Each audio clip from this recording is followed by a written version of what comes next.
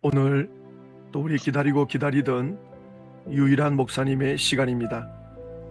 데오스 TV로 우리 유일한 목사님 수고가 많습니다. 또 광주에서 참빛교회로 사역을 하시는데 수고가 많습니다. 유일한 목사님 이름이 참 좋습니다. 오래 기억하기 좋고 유일한 목사님이시고, 오늘 또 지난번에 이어서 20여 년의 신천지 생활 말씀해 주시면서 또 함께 단정해 주시는 말씀이 되겠습니다. 오늘 또 사모하는 마음을 가지시고 하나님의 은혜를 우리 모두가 누리게 되시기를 주의 이름으로 축복합니다. 우리 유일한 목사님 모십니다. 예, 안녕하세요. 네, 목사님 예, 반갑습니다. 반갑습니다. 오늘은 신천지 교리 변개가 말 그대로 혼인잔치의 변개도 있었고, 그 다음에 첫째 부활도 이거 변개가 있었잖아요. 그래서 거기에 대해서 잠깐 얘기를 해보고자 하거든요. 네. 이 본래 첫째 부활은 이제 순교영과 입맞은 12지파 14만 4천이었습니다. 그리고 이제 나머지 죽은 자의 부활은 1000년 후에 순교하지 않는 자와 흰무리도 이제 나무의 수완과 같다는 말이 있습니다. 이사야 65장 17절에 이런 말이 있습니다. 보라, 내가 새하늘과 새 땅을 창조하나니 이전 것은 기억되거나 마음에 생각나지 아니할 것이라. 이게 새하늘과 새 땅에 창조를 하면 신천지에서 65장 22절에 보면 요즘에는 이런 말들을 이제 최근에 온 사람들은 대부분 몰라요. 나무의 수완 얘기하면 그게 무슨 얘긴데 이렇게 얘기하거든요. 그래서 이거 잠깐 읽어볼게요. 이사야 65장 22절입니다. 그들이 건축한데 타인이 거하지 아니할 것이며 그들이 재배한 것을 타인이 먹지 아니하리니 이는 내 백성의 수완이 나무의 수완과 같겠고 나의 택한 자가 그 손으로 일한 것을 길이 누릴 것이며, 여기서 내 백성의 수완이 나무의 수완과 같겠고, 그래서 이제 뭐 지금과는 많이 다르지만 제가 이제 92년도에 들어갔는데 이 14만 4천이 차면 이 14만 4천의 어떤 개념도 처음에는 14만 4천이 선착순이었습니다. 그리고 선착순 이전에는 제가 들어가기 바로 전에 91년 3월 14일에 두 번째 시한부가 불발된 상태라 곧 이루어진다고 했었습니다. 87년 9월 14일이 신탄에 나오는 시한부 불발이 지나갔고, 그 시한부 불발이 지나감으로 말미암아 이제 그것을 합리화하기 위해서 창세기 1장을 인용해서 창세기 1장의 네 번째 날에 해달별이 창조된 후에 일자를 세야 되는데 계산을 잘못했다. 창세기 해달별이 창조된 후에 일자와 사시와 연하를 이루라 했기 때문에 해달별이 창조된 이후에 날짜를 계수해야 되는데 잘못 계산했다. 그러면 해달별이 창조된 때는 언제냐? 바로 84년 3월 14일이라 이렇게 얘기하는 겁니다. 물론 지금은 해달별이 창조한 때는 하늘에서 이룬 것 같이 이 땅에 이루어진 보좌 완성해는 95년 3월 14일이라고 얘기합니다.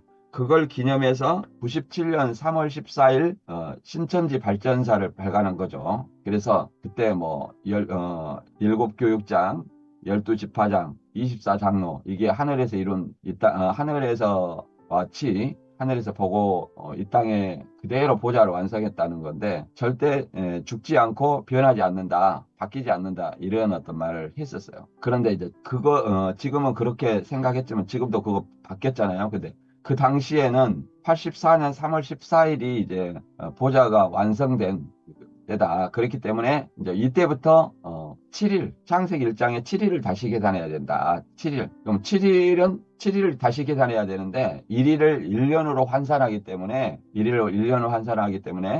7년, 84년 3월 14일부터 7년. 그래서 91년 3월 14일에 이제 이루어진다. 이렇게 해가지고 두 번째 시한부가 불발됐어요. 91년 3월 14일. 물론 91년 3월 14일이 다시 이제 조금 가르치다가 7년 대접심판이라는 논리를 내놓게 됩니다. 처음부터 7년 대접심판이라는 논리를 내놓은 것이 아니에요. 그냥 가르치다가 뭐 갑절이나 갚아주고 이런 어떤 말들 때문에 7년 대접심판을 내놓은 겁니다. 그래서 91년이 나중에 가서 이제 그 혼인잔치, 91년 3월 14일 혼인잔치, 마태 22장과 25장의 혼인잔치, 계시록 19장의 실상으로 이제 실상의 날짜로 이제 등장하게 되는 거죠. 근데 아무튼 불발한 다음에 저는 이제 들어갔기 때문에 그 먼저 왔던 사람들은 어떤 생각을 가지고 있었냐면 91년 3월 14일에 불발했기 때문에 곧 이루어진다 이런 어떤 생각을 가지고 있었어요. 제가 들어갔을 때는 약 80명 정도 강주에 있었거든요. 그래서 아니 이런 숫자가 어떻게 곧 이루어지냐, 14만 4천이 이루어지냐. 그러니까 그 사람들이 하는 말이 뭐라고 그랬냐면 사도행전에 보면 하루에 3,000명씩 5,000명씩 몰려오잖아요. 사도들이 이제 오순절 복음이 오순절에 성령이 임해서 복음을 전할 때 3,000명씩 5,000명씩 몰려옵니다. 그걸 들어서 순식간에 3,000명, 5,000명씩 온다는 거예요. 그리고 이 대중 매체를 통하면 이제 TV나 지상파나 뭐 신문 이런 걸 통해서 신천지가 알려지게 되면 눈 깜짝할 사이에 이루어진다 이렇게 얘기하더라고요. 그래서 3,000명씩, 5,000명씩 하루에 몰려오면 14만 4천은 금방이잖아요. 그래서 금방 이루어진다고 하더라고요. 그런 믿음을 가지고 있었어요. 그러나 그것이 금방 되지 않잖아요.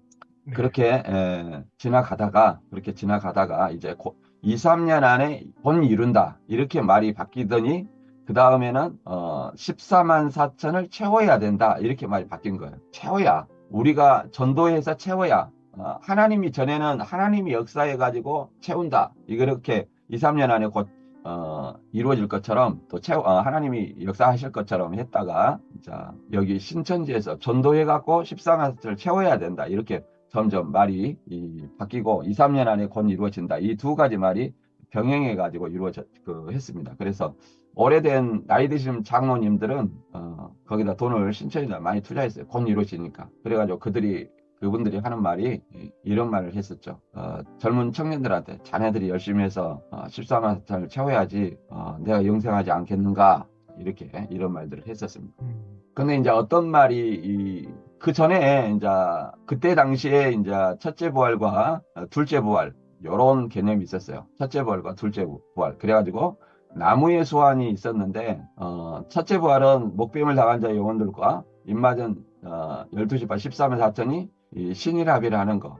그리고 이제 전 세계 지구촌에서 셀 수 없는 흰옷 입은 무리가 몰려온다. 몇 년 동안 몰려오냐면 1,000년 동안 몰려온다고 그랬어요. 1,000년 동안 몰려오는데 그들은 나무의 소환과 같이 산다는 거예요. 200년도 살고 300년도 살고 지식의 수준에 따라서 나무의 수준과 같이 살다가 죽는다는 거예요. 그리고 그러면 그들은 언제 사냐? 1,000년 후에 나머지 죽은 자, 계시록 20장 5절에 보면 나머지 죽은 자들이 있어요. 그 나머지 죽은 자, 곧 순교하지 않는 자들과 흰무리 중 1,000년을 살지 못하고 죽은 그들과 1,000년이 찰 때 살아있는 흰무리, 1,000년이 찰 때 이제 오는 사람이 있습니다. 왜? 신천지는 그 영벌이 없기 때문에 1,000년이 찰 때에도 몰려온 사람들이 있어요. 1,000년간 몰려오니까. 그때 살아있는 육체와 나머지 죽은 자의 영혼들, 곧 순교하지 않고 죽은 자와 흰물이 나무의 소환과 같이 살다가 죽은 자들이 이 신이라비를 해서 이렇게 육체 형성한다. 그리고 1,000년 후에 안식한다. 이런 어떤 개념이었어요. 이제 그런데 어떤 문제가 생기냐면 이제 12,000이 찬 지파가 있고 안 찬 지파가 있어요. 강주나 베드로 지파나 대전이나 과천이나 이제 본부는 12,000이 넘어갑니다. 그러니까 이 세 지파에서 그 다음에 12,000 다음에 온 사람들이 이제 불안하잖아요. 선착순인데 자기는 여기 있으면 아무래도 12,000에 못 들어갈 것 같잖아요. 선착순이니까. 그러니까 이런 말도 했었습니다. 그때 그 사람들을 달래주기 위해서 14만 4천이 차면 안 찬 지파에 나눠준다. 이런 어떤 개념을 얘기했었어요. 안 찬 지파 나눠주면 이제 그들의 불안감이 없어지잖아요. 네. 그래서 그런 어떤 말로 위로하기도 했는데 그 사람들은 여전히 불안해요. 우리가 만약에 그쪽에 가지 않았는데 그쪽 지파가 될 수 있느냐 이런 어떤 얘기를 하게 되고 계속 이만희 씨한테 들어가게 됩니다. 그래서 이만희 씨가 갑자기 흰무리도 육체 형성한다 이런 말로 바꿔지는 거예요. 그래서 나무의 소환과 산다는 말이 쏙 들어가 버린 거예요. 지금은 전혀 하지 않습니다. 나무의 소환과 같이. 그러면 이제 어떤 문제가 생기냐면 신천지에서 영생은 반드시 뭐 영적인 영혼이 육신에 임해야 영생을 하는 거예요. 영혼이 육신이 임해야 영생을 하는 거예요. 그런데 이 신무리는 제가 요즘에도 물어보면 흰무리는 그러면 14만 4천 짐승과 우상이 경배하지 않는 자 14만 4천은 순교의 영이 와서 육체 영생을 하는데 흰무리는 무엇이 임해서 육체 영생하냐? 그러면 아무 대답을 못 합니다. 그것을 배운 적이 없는데요. 이런 말만 해요. 그러니까 이말 영혼들이 있어야 되는데 이말 영혼이 없어요. 이제 이런 어떤 모순이 생기게 됩니다. 그리고 지금 뭐 이제 또 그 1만 2천 안찬지파가 쳐야 된다 이런 어떤 말들과 이제 같이 있는데 이제 최근에 이제 신랑 신부에 대해서 계속 공격을 받았나 봐요. 신랑 신부에 대해서. 신천지의 신랑 신부는 1대1의 개념입니다. 예수님과 순교영 14만 4천, 84년 3월 14일 이전에 죽은 사람을 얘기해요. 물론 신천지에서 공식적으로 순교자라고 하는 집사님이 계셔요. 남편한테 맞아가지고 돌아가신 분이 있어요. 그분은 신천지 주제별 어떤 교육 교재에 보면 그분은 순교자로 이렇게 등록이 돼 있더라고요. 순교자로. 그거는 신천지 교리의 모순입니다. 명백한 모순이죠. 왜 그러냐면 3월 14일 이전에 돌아가신 분이에요. 그리고 명백하게 또 말하자면 이만희를 믿다가 돌아가셔야 되는 순교자인데 성경에는 보면 하나님 말씀과 예수의 증거를 인하여 목배임을 당한 자의 영혼들이잖아요. 그리고 신천지는 정확하게 42달 기간 안에 이만희를 믿다가 죽어야 되는데 뭐 그런 어떤 존재가 존재할 수 없잖아요. 그러니까 아무튼 그런 점에서도 모순이 되죠.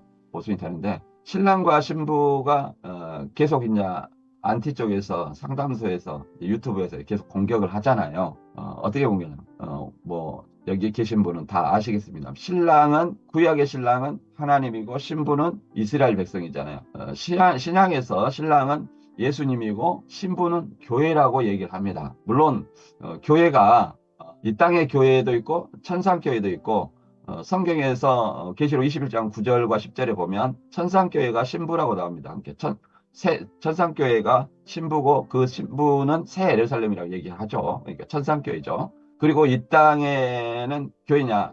신부는 정결해야 되죠. 정결해야 됩니다. 이 땅의 교회는 온전하지 않습니다. 그래서 그 고우 11장 2절의 말씀처럼 예수님과 약혼한 처녀로서 신부가 되기 위한 교회라고 말할 수 있죠. 이 땅에서는 신부가 되기 위한 교회. 아무튼 이 땅에 신랑은 예수님이고 신부는 교회다. 이런 어떤 말씀을 계속 하다 보니까 공격을 당하다 보니까 이 사람들이 이제 바꾸게 된 것 같아요. 물론 다 아시는 분도 많이 계시겠지만 그래서 자, 여기 발표된 것이 보면 순교자의 숫자가 14만 4천 명이라고 말한 적이 없다. 이런 말을 했고 그 다음에 순교한 영을 14만 4천으로 제한하여 설명하면 안 된다. 예, 순교한 영을 1대1이니까 14만 4천으로 제한하여 설명했습니다. 근데 이제 이것도 왜 그러냐면 왜 이렇게 말이 바뀌었냐면 순교자가 14만 4천밖에 안 되겠냐 이런 말들을 많이 반론을 하신 분이 계셔요. 그러잖아요. 순교한 영이 14만 4천밖에 안 되겠느냐. 그러니까 그 안에서는 이제 어떤 말들까지 나왔냐면 한 사람에게 몇 사람의 영혼이 들어갈지 모른다. 이런 어떤 회개한 말들도 하기도 했습니다. 그래서 이제 이렇게 여러 말이 나온 것 같아요. 그리고 계시록 19장에 예수님의 혼인잔치는 순교자들의 혼인잔치가 아니다. 이제 바꾸려고 하는 거죠. 왜 그러냐면 이제 예수님의 신부는 순교한 영들과 이 땅의 14만 4천이다. 그러니까 요것이 이제 신랑 신부의 개념이 이제 바뀌었다는 걸 알 수 있죠. 신랑은 예수님이고, 신부는, 이제 순교한 영들과 이 땅의 14만 4천이다. 그럼 이러면 또, 신천지가 성경을 모르기 때문에 이것도 모순이 되죠. 순교한 영들만이 새 예루살렘이고 신부라면 순교하지 않고 죽은 사람들은 어떻게 되겠느냐 이런 어떤 모순이 되는 거죠. 그리고 사도 요한도 순교하지 않았고 재림 때의 모습을 보여주는 마태 17장에 모세와 엘리야도 있습니다. 눈으로 보이는. 그리고 모세와 엘리야는 순교했느냐? 순교 안 했잖아요. 그리고 유다서에 보면 주께서 에녹과 함께 수많은 영들이 온다고 얘기를 했습니다. 에녹도 말 그대로 예수님 재림 때 오는데 순교했느냐? 안 했죠. 이런 어떤 말들로 공격당할 수가 있겠죠. 그리고 순교하지 않고 예수님을 믿은 사람은 어떻게 되느냐? 부활 못하느냐? 이런 어떤 모순이 생기는 거죠. 그리고 이 땅에 14만 4천이다. 14만 4천 이 땅에 있는 사람을 신부라고 말할 수 없죠. 땅에 신부로 준비하는 처녀라고 말할 수 있겠지만 아무튼 14만 4천이다. 그리고 고정을 이렇게 14만 4천이라고 하면 14만 4천과 흰물이 이렇게 순차적으로 나온다면 또 어떤 모순이 생기냐면 성경에 우리 때는 그런 말을 안 했습니다. 먼저 된 자 나중되고 나중된 자 먼저 된다. 이런 말을 하지 않았는데 네. 지금은 한다고 그래요. 그러면 14만 4천이 먼저고 흰무리가 나중이 된대. 그 말을 사용하지 못합니다. 먼저 된 자 나중되고 나중된 자 먼저 된다. 그 말을 사용하지 못하는 거예요. 지금은 그 말을 사용합니다. 그러니까 그런 이 14만 4천 인친 후에 흰무리가 몰려온다. 이 말과 명백한 모순되는 말입니다. 네. 그런 어떤 모순이 발생하고 그 다음에 이제 한 신랑과 한 신부의 1대1 개념이 아니다 이렇게 말을 바꿔갔죠. 그 다음에 우린 순교한 영혼과 결혼하는 것이 아니라 예수님과 결혼하는 것이다. 점점 그 반영한 결과죠. 이제 상담소나 이런 데서 반영한 이제 점점 따라가는 거죠. 예수님이 신랑, 유일한 예수님만 신랑이다 이렇게 얘기하는 거죠. 그리고 그럼 유일한 예수님만 신랑이고 신부는 순교한 영들과 14만 4천이다. 그러면 누가 빠지는 거예요? 이만희가 자연스럽게 빠졌어요, 지금. 그 다음에, 그리고 예수님과 함께 데리고 온 순교한 영들과 함께 사는 것이다. 이렇게 얘기하는 거죠. 그 다음에 혼인잔치는 영들과 육체가 신부로 오는 거다. 계속 이렇게 같은 맥락으로 얘기하고. 네. 그 다음에 계시록 1장 4절에서 6절에 보면, 자, 신천지는 지금까지 고소한 것이 목배인 순교의 영혼과 표받지 않는 14만 4천 이걸 고소해왔죠. 근데 계시록 20장 4절과 6절에 보면 신천지인들이 착각하는 것이 거기서 첫째 부활에 참여하는 자가 이 땅에 있는 사람들이다. 이렇게 짐승과 우사에 경배하지 않는 자로 얘기하는데 두 존재가 아니라 분명하게 거기는 순교자들을 전부 얘기합니다. 순교자들이 내가 보좌들 보니 거기 앉아 심판하는 권세를 받았더라. 이 존재는 예수님의 제자들이죠. 심판하는 권세, 세상이 새롭게 될 때 12지파를 심판하는 권세를 제자들한테 주었기 때문에 제자들로 볼 수 있고, 그 다음에 목배임을 당한 자의 영혼들이 짐승과 우상에 경배하지 않고 표받지 않는 자들이기 때문에 그들이 살아서 첫째 부활하고 이 순교자들, 첫째 부활에 참여하는 자들이 이 순교자들이죠. 첫째 부활에 참여하는 자들은 복이 있고 거룩하도다. 둘째 사망이 다스리는 권세가 없고 도리어 그들이 하나님과 그리스도의 제사장이 되어 천년 동안 그리스도와 더불어 왕노릇하리라. 둘째 사망, 불못에 참여하지 않는다 이렇게 얘기합니다. 그리고 이제 나머지 죽은 자들 있죠. 그러니까 이 첫째 부활자들은 순교한 영혼이라면 나머지 죽은 자들은 누구냐? 순교하지 않고 죽은 자들이에요. 만약에 이 순교한 영혼들이 주 안에서 죽은 자를 대표한다면 그 나머지 죽은 자들은 주 밖에서 죽은 자, 곧 불신자들을 얘기합니다. 그래서 계시록에 이제 목배임을 당한 자 영혼들은 도미티아는 황제 숭배 그 시대를 반영하기 때문에 순교자가 나온 것이고, 이들은 계시록 14장 13절의 말씀처럼 주 안에서 죽은 자들을 대표하는 겁니다. 그렇다면 그 나머지 죽은 자들은 누구냐? 순교하지 않고 주 밖에서 죽은 불신자들이 천년 후에 다시 살아나서 이게 둘째 부활이죠. 둘째 부활해서 이제 백보자 심판을 받게 되는 겁니다. 백보자 심판. 그걸 얘기하는 거예요. 물론 다르게 볼 사람도 있습니다만 저는 역사적 전천년설 견해로 그렇게 보고 또 백보자 심판 앞에 모든 죽은 자들이 또 다시 심판받는 장면이 묘사되고 있습니다. 보면 제가 잠깐 읽어보면 12절에 보면 내가 보니 죽은 자들이 큰 자나 작은 자나 보좌 앞에 섰는데 여기 있죠. 죽은 자들이 백보자 앞에 천년 후에 이제 죽은 자들이 있잖아요. 그래서 나머지 죽은 자들이 천년 후에 이렇게 살아나서 둘째 부활해서 백보자 심판을 받게 됩니다. 이들이 결국은 이제 책들과 생명책에 기록된 대로 심판을 받고, 이제 바다는 영적으로 죽은 자였고, 사망과 음부는 안 믿고 육체가 죽은 자는 누가 음부에 가 있죠. 그들도 이제 이 심판을 받고 결국은 사망과 음부도 불못에 던져지고 생명책에 기록되지 못한 생명책에 기록되지 못한 나머지 죽은 자가 둘째 부활해서 이렇게 결국은 심판을 받게 된다는 내용이 이렇게 분명히 기록되어 있습니다. 네. 그리고 그런데 신천지는 아무튼 목배의 영혼과 표받지 않는 13만 4천 이 첫째 부활이 신이라비라고 했는데 여기다 뭘 끼워넣냐면 흰무리를 끼워넣은 거예요. 흰무리를 끼워넣었기 때문에 이제 제사장과 백성의 구분이 없고 육체 행생 해가지고 떼돈을 번다 이런 어떤 개념이 완전히 없어진 거예요. 완전히 없어졌고 최근에는 어떤 말까지 들려오냐면 이제 뭐 강사들이 이제 가끔 헛소리를 한다고 그래요. 영으로 영생한다. 이거는 뭐 계시록 시험에 뭐 한 번씩 나온 거더라고요.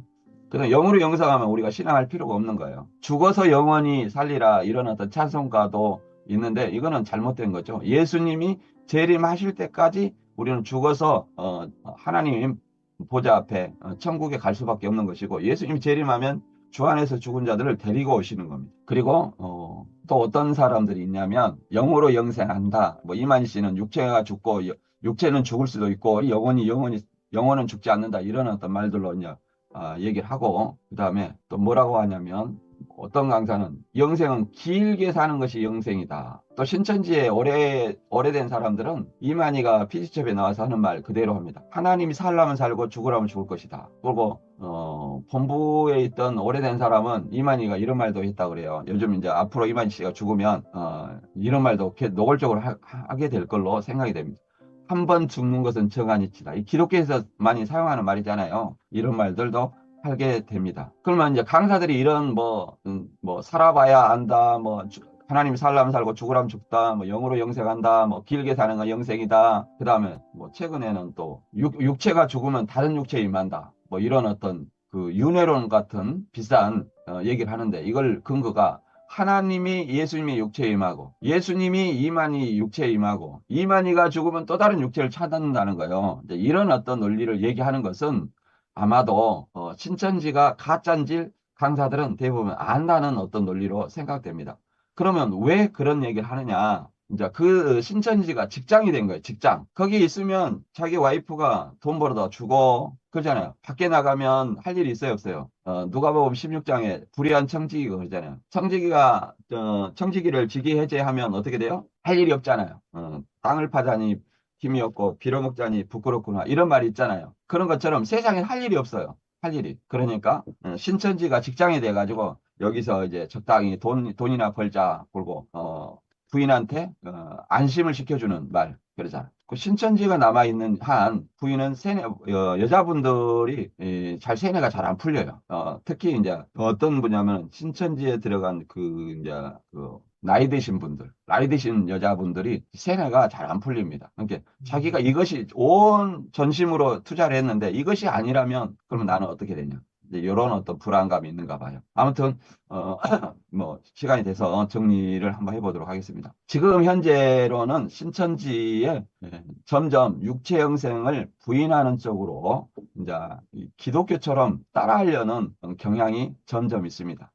말 그대로 강사도 목사로 불리는 어떤 경향이 있고 이만희가 소원하는 것은 순복음처럼 되는 것이다. 순복음이 교리가 바뀌었어요? 안 바뀌었어요? 안 바뀌었지만 여전히 지금은 뭐 어떻게 해서 정통으로 인정을 받고 있는 것처럼 지금 신천지도 결국은 또 누구야 김풍일이나 유광수 다락방도 그 뭐 이단 해제 한기총이가 이단 해제 이렇게 로비해가지고 이단 해제 시켰는데 신천지도 결국은 그런 소망을 꿈꾸고 일반 교회처럼 그 김풍일이나 순복음처럼 이렇게 하는 그것을 꿈꾸고 있습니다. 실제로 그렇게 점점 그렇게 돼 갈 것 같아요.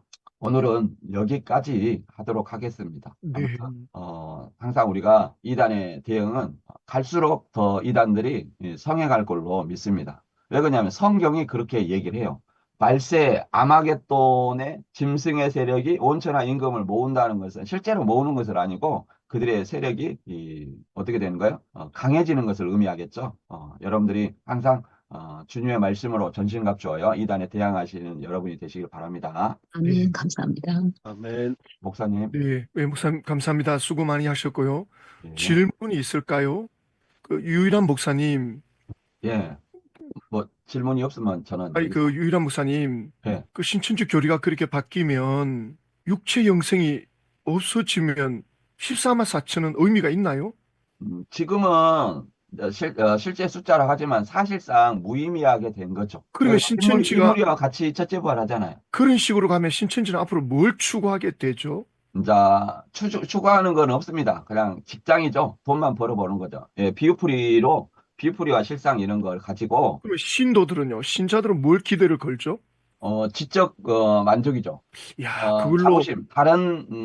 다른 기독교보다 낫다. 말씀이 딱딱 맞는다. 그러니까 그게 낫다라고 할 때 14만 4천이 그래도 자부심 주지 않았나요? 새 나라에서 그 왕 같은 제사장.